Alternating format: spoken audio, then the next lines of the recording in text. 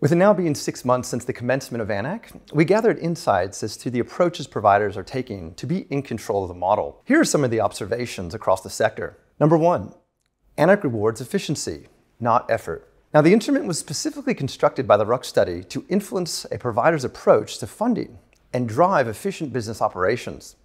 The objective of these constructs was to deliver better value for money for the Australian taxpayer entitlements it is distributing. Therefore, as care minute targets become mandated from this October, providers will continue to look for operational efficiencies within their organizations, as well as consider realigning re-abled consumers, such as dropping their AN-ACC classes and reducing their overall care minute obligations if the consumer has improved. Number 2, AN-ACC is always on, and external assessment can be called at any time. Now, unlike ACFI, AN-ACC requires regularly canvassing 100% of consumers on a regular basis, not just a segment of consumers who are already categorized at the highest level of pay, such as high. Therefore, providers are working to continually assess 100% of their consumers every 2 to 3 months to keep their AN-ACC forecasts current.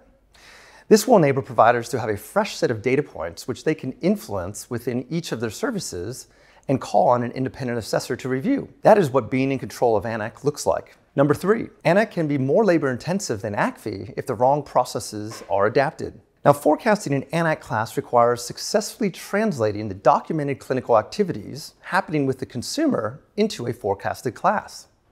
As the instrument was set up for independent external assessors to complete, the assessors utilized this approach to input data into the department tool.